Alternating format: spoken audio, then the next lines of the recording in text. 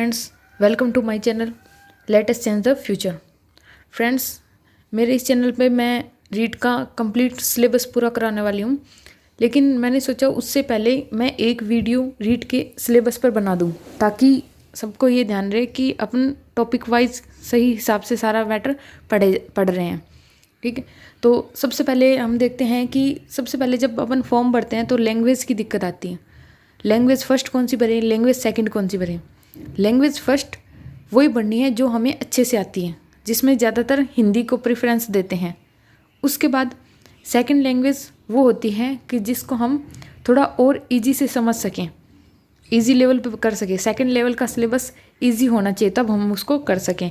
इसलिए second language के रूप में कुछ बच्चे इंग्लिश को लेते हैं और कुछ संस्कृत को लेते हैं। तो हम सीक्वेंस से सारे सिलेबस को देखेंगे।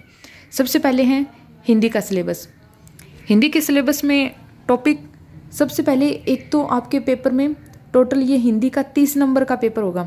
उसमें से 20 नंबर में तो हिंदी का ग्रामर पूछा जाएगा और 10 नंबर का उसके टीचिंग मेथड्स पूछे जाएंगे। टोटल 30 नंबर का हिंदी का पोर्शन होगा रीट के पेपर में। हिंदी के पेपर में सबसे पहले एक अपठित गद्यांश आपको दिया होगा। उसमें से आपको नीचे गद्यांश में से कुछ नीचे प्रश्न दिए जाएंगे, जिसमें से आपको बताना होगा शब्द ज्ञान, तत्सम, तत्सव, इससे रिलेटेड कुछ छोटे क्वेश्चंस पूछे जाएंगे कि इस गद्यांश में से इस शब्द का पर्यायवाची क्या होगा, इसका तत्सम शब्द क्या होगा, इसका समास क्या होगा। इस हिसाब से आपको उस गद्यांश से कुछ क्वेश्चंस पूछे जाएंगे। उसके बाद एक और अपठित गद्यांश आपको दिया जाएगा, जिसमें से आपको एक शब्द दिया जाएगा, उसका अर्थ बताओ, इसमें वचन बताओ, काल, लिंग, इस हिसाब से उसके नीचे कुछ क्वेश्चंस दिए जाएंगे। इसके बाद कुछ अलग क्वेश्चंस आएंगे जिनमें वाक्य रचना, वाक्य के बारे में, पूरा वाक्य, मुहावरे व लोकोक्तियों के बारे में पूछा जाएगा। ये इतने सिलेबस में से, इस सिलेबस में से आपको 20 नंबर का मैटर मिलेगा। उसके बाद में 10 नंबर का मैटर आता है हिंदी के शिक्षण विधियों में से। जैसे भाषा की शिक्षण विधि क्या है, भाषा शिक्षण के उपागम, भाषा दक्षता का विकास, 4 कौशल पाए जाते हैं LSRW: सुनना, बोलना, पढ़ना, लिखना, लिसनिंग, रीडिंग, स्पीकिंग, राइटिंग। ये 4 कौशल हैं, इनके बारे में हमें पढ़ना है। ये हिंदी में भी पढ़ने हैं, अंग्रेजी में पढ़ने हैं और संस्कृत में भी पढ़ना है। एक बार आप किसी भी भाषा में समझ लो, फिर अपनी भाषा में कन्वर्ट करके आप इनको आराम से कर पाओगे। उसके बाद में शिक्षण अधिगम सामग्री, पाठ्य पुस्तक के बारे में, बहुमाध्यम और शिक्षण के अन्य संसाधन, और एक मूल्यांकन का टॉपिक आएगा। मूल्यांकन के बारे में ये इंपॉर्टेंट बहुत टॉपिक है। मूल्यांकन के बारे में लगभग एग्जाम्स में क्वेश्चंस बहुत पूछे जाते हैं, CTET KVS में भी। उपलब्धि परीक्षण का निर्माण, सतत व समग्र मूल्यांकन CCE, comprehensive and continuous evolution, सतत व समग्र मूल्यांकन, और लास्ट में आता है उपचारात्मक शिक्षण। ये हैं हिंदी का सिलेबस। इसके बाद हम देखते हैं अंग्रेजी का सिलेबस। अंग्रेजी के सिलेबस में अनसीन प्रोज पैसेज आएगा, यानी गद्य भाग। गद्य भाग का अंग्रेजी का पैसेज आएगा। उसमें हमें linking device, subject verb agreement या फिर सब्जेक्ट वर्ब कॉनकॉर्ड या फिर इनफ्रेंस, इनके बारे में कुछ क्वेश्चंस पूछे जाएंगे। उसके बाद एक और अनसीन पैसेज दिया होगा, जिसमें हमें अलिट्रेशन, ये जो हमने पढ़े थे सारे के सारे, ये लिटरेसी टर्म पढ़ी थी, elegy, sonnet, short story, drama, simile, metaphor, personification, assonance, rhyme, इनके बारे में छोटे छोटे क्वेश्चंस, बहुत आसान क्वेश्चंस आते हैं, इतने टफ नहीं आते, और इनके बारे में मैंने वीडियो बना भी दिया है। ये सब आप मेरे रीड के इंग्लिश टीचिंग मेथड्स की वीडियो की लिस्ट में जाके देख सकते हैं। उसके बाद इसके अलावा इनमें आते हैं model, phrasal verb, items and phrases, basic knowledge. ये इतना जो सिलेबस है ये आता है 20 नंबर का है। ये इंग्लिश के ग्रामर में आता है। बहुत इजी सिलेबस है, कोई दिक्कत नहीं होगी आपको। जहाँ तक ये जितना बड़ा दिख रहा है ये इतना इजी है, और इसके एक टॉपिक में ही ये इतना, और ये लिटरेसी टर्म का ये इतना सिलेबस आपका आ चुका है। इसके बाद basic knowledge of English sound, यानी फोनेटिक ट्रांसक्रिप्शन, ये भी इजी टॉपिक है, या आप आराम से कर सकते हो। इसका भी मैं वीडियो जल्द ही इस पर यूट्यूब पे डालने वाली हूँ। इसके बाद principle of teaching English, communication approach of English language teaching यानी कि CLT, challenge of teaching English, language difficulties, error और डिसऑर्डर।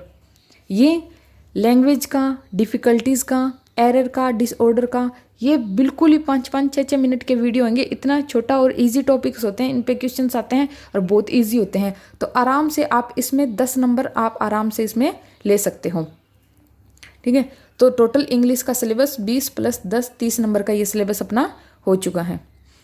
इसके बाद जिनके पास मैथ और साइंस है, पहले वो अपना सिलेबस देख ले। मैथ और साइंस का, इससे पहले साइकोलॉजी का देखते हैं। सबसे पहले देखूं साइकोलॉजी में बाल विकास यानी कि विकास से संबंधित वृद्धि और विकास, उसके क्या सिद्धांत थे, उनको प्रभावित करने वाले कारक, वंशानुक्रम और वातावरण, ये आएंगे। फिर उसके बाद अधिगम का टॉपिक पढ़ना है।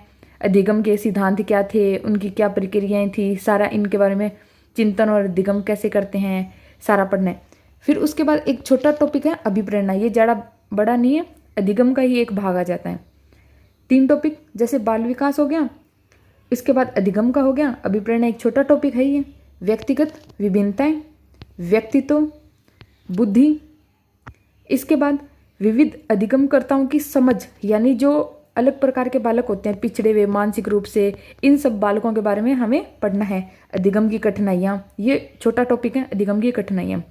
फिर उसके बाद समायोजन, समायोजन एक अच्छा टॉपिक है, क्वेश्चन पूछने के चांस ज़्यादा होते हैं।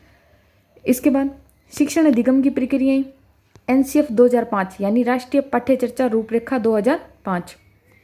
मापन और मूल्यांकन, मूल्यांकन उसमें भी आया था, हिंदी में, इंग्लिश में। सतत समग्र मूल्यांकन CCE, उपलब्धि परीक्षण, ये हिंदी और इंग्लिश के टीचिंग मेथड भी है, रेमेडियल टीचिंग वगैरह। क्रियात्मक अनुसंधान, शिक्षा का अधिकार अधिनियम RT 2009, इनके बारे में।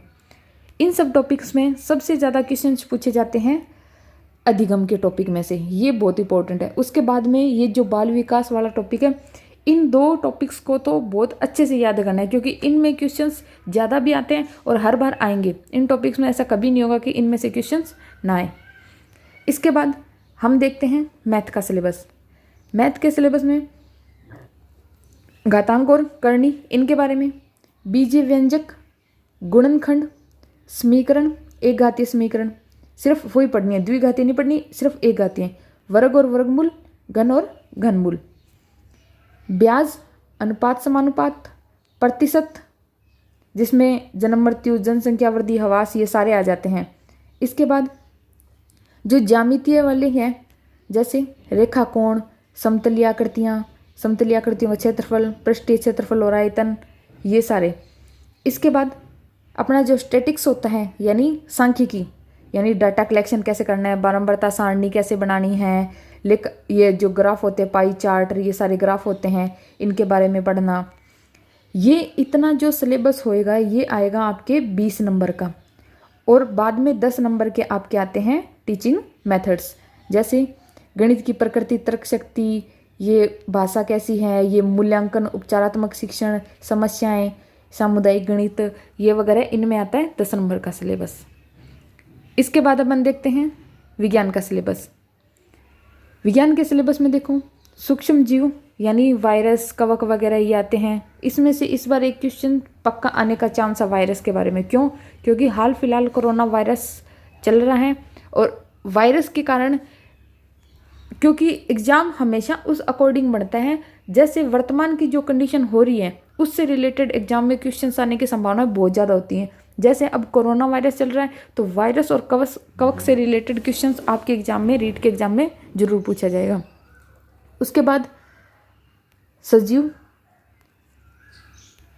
उसके बाद ये सजीव, मानव शरीर और स्वास्थ्य, यानी कौन कौन से रोग चल रहे हैं, संक्रामक रोग कौन से हैं, असंक्रामक कौन से हैं, इनकी कमी से कौन से रोग होते हैं, इनसे बचे कैसे हैं, ये सारा चीज़ इनमें पढ़ना है। उसके बाद जंतु प्रजनन और किशोरावस्था, जनन की विधियाँ, लैंगिक अलैंगिक, किशोरावस्था के बारे में, शारीरिक परिवर्तन होते हैं, हार्मोन्स के बारे में, इनके बारे में पढ़ना है। ये हो गया अपना बायोलॉजी। उसके बाद में हमें पढ़ना है फिजिक्स। फिजिक्स में क्या? बल और गति के नियम, बल कौन कौन से हैं, गति के नियम कौन से हैं। फिर उसके बाद ऊर्जा, ऊर्जा के स्रोत क्या क्या हैं, वैकल्पिक स्रोत क्या क्या हैं। उसके बाद उष्मा, उष्मा का आदान प्रदान कैसे होता है, इनकी दैनिक जीवन में क्या उपयोग है, उष्मा कुचालक सुचालक, संचरण की विधियाँ, ये सारा पढ़ना है। उसके बाद प्रकाश और ध्वनि, प्रकाश के बारे में, उनका स्रोत, प्रकाश बनता कैसे है, समतल दर्पण। ऐसे ही ध्वनि के बारे में, शोर क्या है, ध्वनि वगैरह, इसके बारे में डिटेल से पढ़ना। ये दोनों बायोलॉजी होगी और फिजिक्स होगी। इसके बाद में हम पढ़ते हैं प्रौद्योगिकी, साइंस एंड टेक्नोलॉजी। इसमें देखिए साइंस एंड टेक्नोलॉजी में ये डिटर्जेंट, प्लास्टिक वगैरह, संश्लेषित रेसे, प्लास्टिक एक ये इंपॉर्टेंट टॉपिक है। उसके बाद में एक्स किरण, email, CT scan, fax machine कैसे आई, कंप्यूटर इंटरनेट क्या थे, कब आए, इन चीज़ों के बारे में पढ़ना पड़ेगा। फिर एक इम्पोर्टेंट टॉपिक सौरमंडल, जिसमें तारे ग्रह वगैरह सारी इन चीज़ों के बारे में पढ़ना है। ये अपनी साइंस और टेक्नोलॉजी हैं। इसके बाद में आती है केमिस्ट्री। केमिस्ट्री में ये मॉलिक्यूल की स्ट्रक्चर कैसी होती है, ये परमाणु अणु, इनके बारे में, तत्व यौगिक। क्वेश्चंस इनसे एक क्वेश्चन जरूर बनता है तत्व यौगिक और मिश्रण में से, यानी इन ये आपको एक पदार्थ दिया जाएगा, बट इनसे पूछा जाएगा कि ये तत्व है या यौगिक है या मिश्रण है, इनके बारे में पूछा जाएगा। फिर रासायनिक पदार्थ, जैसे इसमें एक तो ग्रीन हाउस इफेक्ट, ये हाइड्रोकार्बन कौन कौन से होते हैं, अम्ल, क्षार और लवण, ये सारी गैस है, ऑक्सीजन, नाइट्रोजन गैस, नाइट्रोजन चक्र कैसा होता है, कोयला, पेट्रोलियम, प्राकृतिक गैस, इनके बारे में पढ़ना है। तो इसमें फ्रेंड्स ये देखो अपन ने इसमें 4 पार्ट पढ़े हैं, क्या क्या, biology, physics, science and technology और केमिस्ट्री। इन सब में 5-5 नंबर के क्वेश्चन आते हैं। तो टोटल मिला के इस सिलेबस में से 20 नंबर का पेपर बनता है। फिर उसके बाद 10 नंबर का पेपर बनता है अपना टीचिंग मेथड्स का। टीचिंग मेथड में इनकी संरचना, प्रकृति कैसी होती है, क्या शिक्षण विधियाँ हैं, लक्ष्य उद्देश्य क्या है, ये मूल्यांकन, उपचारात्मक शिक्षण, ये सारी चीज़ें इसमें आती हैं। इसके बाद सामाजिक का, सामाजिक में क्या देखते हैं, भारतीय सभ्यता, संस्कृति, समाज, मौर्य गुप्त साम्राज्य, मध्यकाल, आधुनिक काल के टाइम में जो राष्ट्रीय आंदोलन हुआ था, 1857 की क्रांति हुई थी, उसके टाइम में ये सारी चीज़ें। फिर इसके बाद भारतीय संविधान, यानी उद्देश्य का, यानी प्रस्तावना क्या है, अधिकार, मूल कर्तव्य, धर्मनिरपेक्षता, सामाजिक न्याय, ये सारी चीज़ें पढ़नी है। यानी कि मूल अधिकार और प्रस्तावना के बारे में पढ़ना है, मूल कर्तव्य पढ़ना है।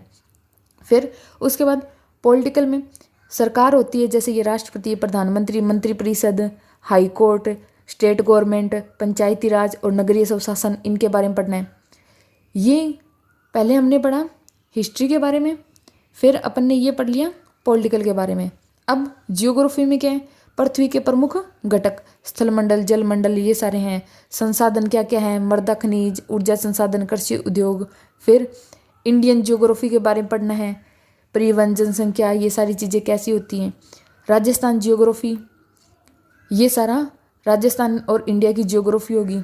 फिर उसके बाद राजस्थान की हिस्ट्री और कल्चर के थोड़े बहुत टॉपिक, जैसे पर्यटन के बारे में दे दिया, ये किले, लोक महल, हस्तकलाएं, इनके बारे में, यानी ये कल्चर, राजस्थान की कल्चर आ गई। फिर ये इतना सिलेबस आपका आ जाता है 20 नंबर का। और ये बाकी बचे हुए ये जो 2 टॉपिक आपको दिखाए गए हैं, ये आते हैं 10 नंबर के शिक्षा शास्त्रीय मुद्दे। यानी इसमें जो सामाजिक विज्ञान है, इनकी संकल्पना, प्रकृति कैसी होती है, प्रक्रियाएं वगैरह, यही। और इसमें मूल्यांकन क्या है, शिक्षण अधिगम सामग्री, जैसे सारे टीचिंग सब्जेक्ट्स में होता है।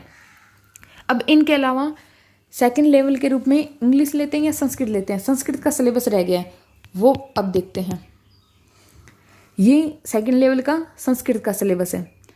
इसमें देखिए सबसे पहले वही जैसे हिंदी और इंग्लिश में था, एक अपठित गद्यांश होगा, जिसमें शब्द, धातु, कारक, उपसर्ग, प्रत्यय, संधि, समास, सर्वनाम, विशेषण, इन सब में से सबका नहीं, इतने क्वेश्चन नहीं बनाएंगे कि सबके एक क्वेश्चन आ जाएंगे, लेकिन इनमें से कुछ टॉपिक्स के क्वेश्चंस उस गद्यांश में से पूछे जाएंगे। इसी प्रकार दूसरा गद्यांश होगा, उसमें भी संधि, समास, कारक, प्रत्यय, इनसे प्रश्न पूछे जाएंगे। विशेष्य, विशेषण, लिंग, इनसे संबंधित प्रश्न पूछे जाएंगे। तीसरा होगा संस्कृत का अनुवाद करना।